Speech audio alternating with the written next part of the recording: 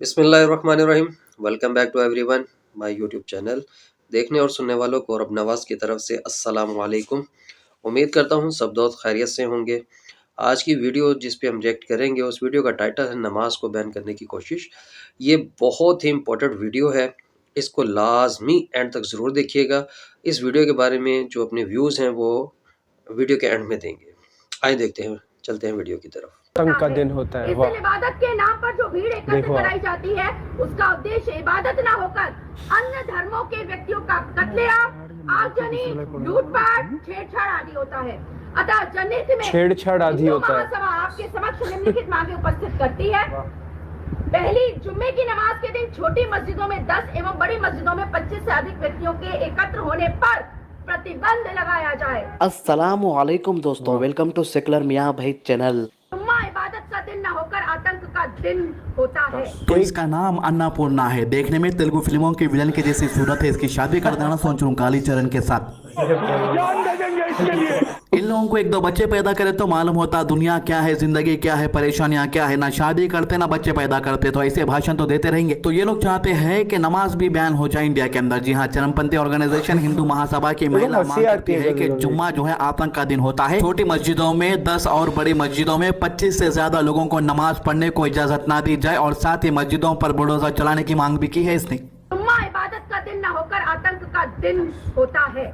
इस दिन इबादत के नाम पर जो भीड़ एकत्र कराई जाती है उसका उद्देश्य इबादत न होकर अन्य धर्मों के व्यक्तियों का कत्लेआम, आगजनी, लूटपाट, छेड़छाड़ आदि होता है। अतः जनहित में हिंदू महासभा आपके समक्ष निम्नलिखित मांगे उपस्थित करती है।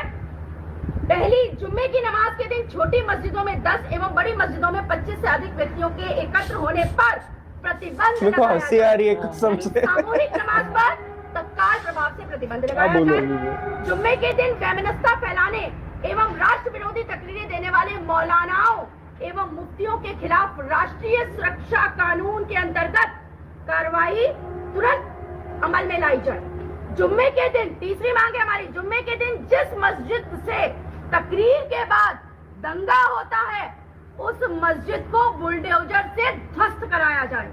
उपरोक्त मांगों की पूर्ति शीघ्र ही सुनिश्चित की जाए। कब हुआ ये, कहाँ पे हुआ दंगा? तो नेशनलिस्ट कांग्रेस पार्टी के माइनॉरिटी मोर्चा ने आज मुंबई के अंदर पुलिस से मुलाकात की और मुफ्ती सलमान नजरी को फौरन रिहा करने की मांग की। पुलिस अधिकारियों से एनसीपी महाराष्ट्र के महासचिव मुफ्ती अरशद ने बात करते हुए कहा कि दूसरी कम्युनिटी के लोग दिन रात जहर उगलते हैं, मुसलमानों को गालियां देते हैं तो उनके खिलाफ कोई कार्रवाई नहीं होती, और यहाँ किसी भी धर्म का नाम नहीं लिया गया है। इसके बावजूद गिरफ्तारी की गई है। भेदभाव क्यों? जजमेंट है तो मोटो का एक क्राइम के ऊपर कि विदाउट एफआईआर पुलिस उसके ऊपर कार्रवाई करे। सर, हमारे समाज को ऐसा लगता है कि जब दूसरे लोग भी बोलते हैं, जैसे मैं सर नाम नहीं लूंगा, मीरा रोड के अंदर एक आदमी है जिसने बोला कि सिर्फ 5 मिनट दो, हम दिखाते हैं क्या कर सकते हैं। दूसरा आदमी आके बोलता है कि तुम पहले जाके मारो, अटैक करो, फिर मुझे फोन करो, मैं तुम्हारा आमदार हूँ, मैं तुम्हारा खासदार हूँ, मैं संभाल दूंगा सर। तो एक तरफ से हेट कुछ केस बुक नहीं हो रहा है, और एक तरफ सर हमारे वो उलमाए कराम जिन्होंने देश के लिए अपनी कुर्बानी दी सर। 1857 की जंग है, फिर दिल्ली से लेकर लाहौर तक ऐसा कोई दरख्त नहीं था जहां पर हमारे उलमा ने हमारे मानव की कुर्बानी सर नहीं दी।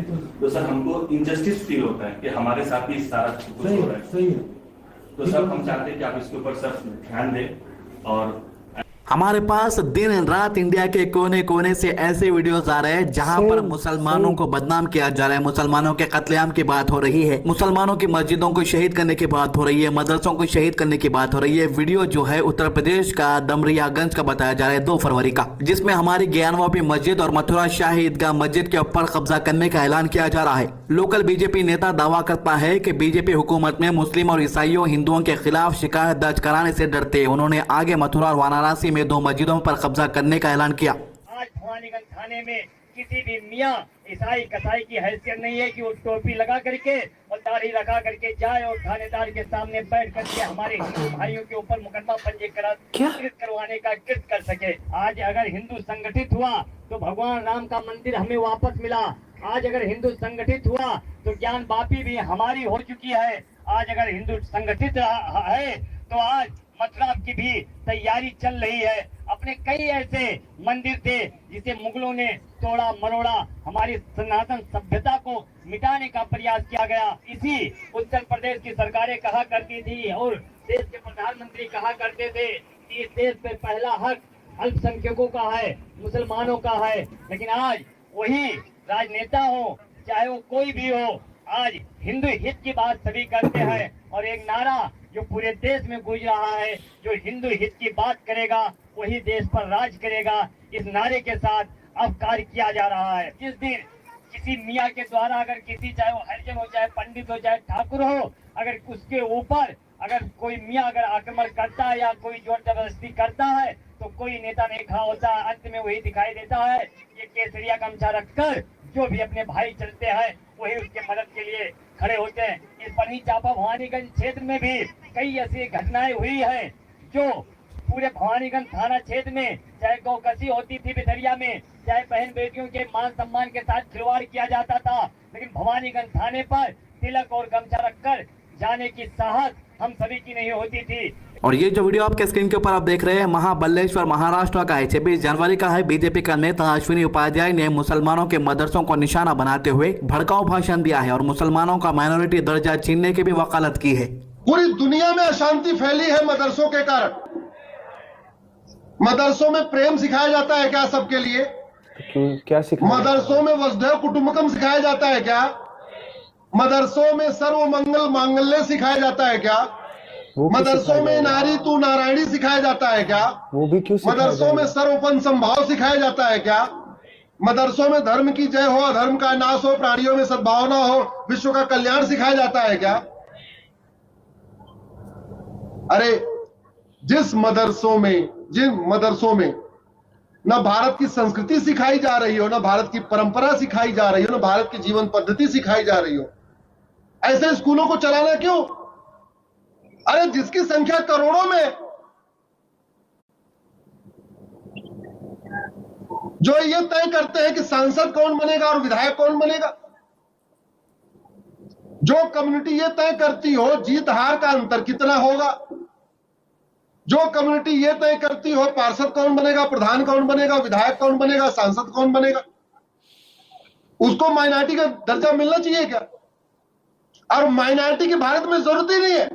ज्ञानवापी के बाद एक और कोर्ट का फैसला है जिससे मीडिया वालों ने बात को दबा दिया है। उत्तर प्रदेश के बागपत डिस्ट्रिक्ट में बनरावा में एक जगह है, हिंदू इसे महाभारत का लक्ष्य गुरु बताते हैं, वहीं मुस्लिम इसे सूफी संत शेख बदरुद्दीन की दरगाह बताते हैं। 53 ईयर्स के बाद कल कोर्ट ने मुसलमानों की ये जमीन का मालिकाना हक हिंदू पक्ष को दे दिया है, यानी कि अब ये जमीन भी हमसे छीन गई है। तो महाराष्ट्र के पुणे के अंदर गोविंद देवगिरी महाराज का कहना है कि अगर मुसलमान ज्ञानवापी मस्जिद और मथुरा शाही ईदगाह बिना किसी शर्त पे हिंदुओं को दे देते हैं तो हम इसके बाद किसी भी मस्जिद के ऊपर मंदिर होने का दावा नहीं करेंगे। अगर से मुसलमान ऐसा नहीं करते हैं तो आने वाले वक्त में मुसलमानों को परेशानी होगी। यहाँ पर बड़ी बड़ी धमकियां दी जा रही है हमें। सर ये औरंगजेब के काल में बहुत सारे मंदिर तोड़ के मैंने पहले ही बतला दिया कि 3 मंदिर मुक्त होने पर हम अन्य मंदिरों की ओर ध्यान देने की इच्छा भी नहीं करते हैं, क्योंकि हम लोगों को भविष्यकाल में जीना है, भूतकाल में नहीं जीना है। देश का भविष्य अच्छा होना चाहिए।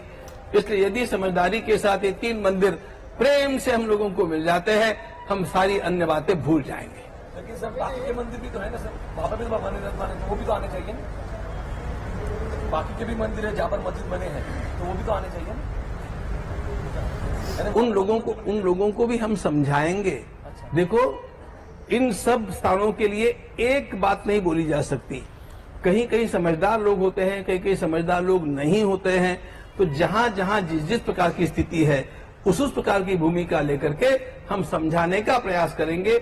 हम किसी प्रकार अशांति निर्माण नहीं होने देंगे।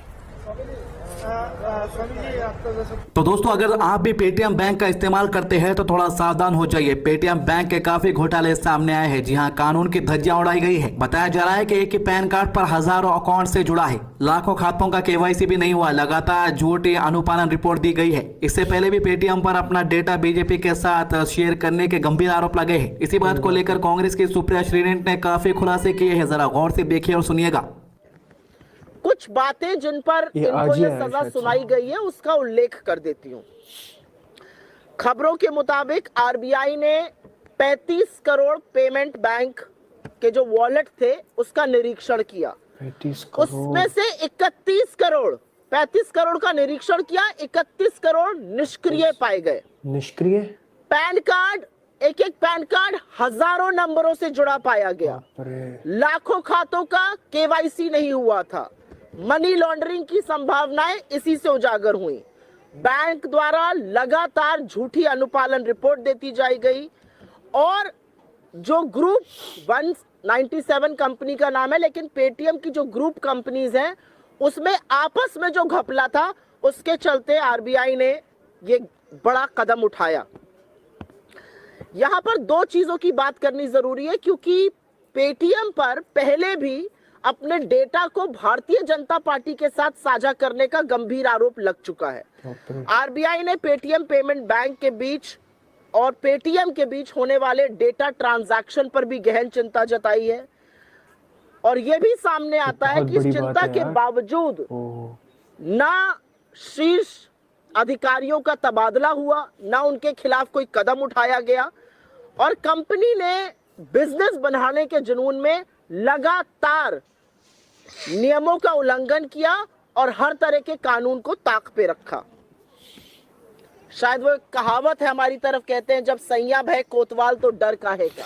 मोदी जी साथ में हैं, उनके साथ सेल्फी खींच रही हैं, वो प्रचार प्रसार आपका इलेक्शन रैली में कर रहे हैं, तो डरने की क्या बात। आज की अच्छी बात, नबी करीम सल्लल्लाहु अलैहि वसल्लम ने फरमाया, हया ईमान का एक जोज है और ईमान वाले जन्नत में जाएंगे और बेहयाई का ताल्लुक जुल्म से है और जालिम जहन्नुम में जाएंगे। जामे तिर्मिज़ी हदीस नंबर 2009। हमारे चैनल को सब्सक्राइब कीजिए, वीडियो को ज़्यादा से ज़्यादा शेयर कीजिए। अल्लाह। जैसे कि आपने वीडियो को देखा कि ये आंटी जी क्या फरमा रही थी कि जुम्मे के दिन आतंक का दिन होता है, जुम्मे के दिन जो है वो छेड़छाड़ की जाती है, जुम्मे के दिन छोटी मस्जिदों में 10 और बड़ी मस्जिदों में 25 बंदे जो है वो इजाज़त दें कि बस इतने ही बंदे नमाज़ पढ़ें। अगर इस बात को कोई अमल ना करे तो उस मस्जिद को शहीद कर दिया जाए, बलडोज़र फेर दिया जाए, मौलाना मुफ्ती के ख़िलाफ़ जो है वो कार्रवाई की जाए। ऐसी मन गढ़ंत बातें करके लोगों को उकसाना, लोगों को भड़काना, लोगों में इख्तलाफात पैदा करना, लड़ाई झगड़ा करवाना, इस क्या होगा इससे? दीन जो है वो तो इतना मोहब्बत वाला दीन है जिसने औरत को इज्जत दी, मोहब्बत बांटने का दर्स देता है, माफ़ करने का दर्स देता है, और आप पता नहीं कैसी कैसी बातें, मनगढ़ंत बातें करके जो वो उकसाते हैं लोगों को। आपकी बात सुनकर तो मुझे खुद हंसी आती है कि बातों का ना सिर होता है ना पैर होता है और जनाब खुद से ही मनगढ़ंत बातें शुरू कर देते हैं। आप इस वीडियो से कितना मुतासिर हैं कमेंट्स में ज़रूर बताइएगा। ये वीडियो आपको कैसी लगी ये भी बताइएगा। अपना और अपने प्यारों का बहुत सारा ख्याल रखिएगा। अब तक के लिए इतना ही। फ़ी अमान अल्लाह।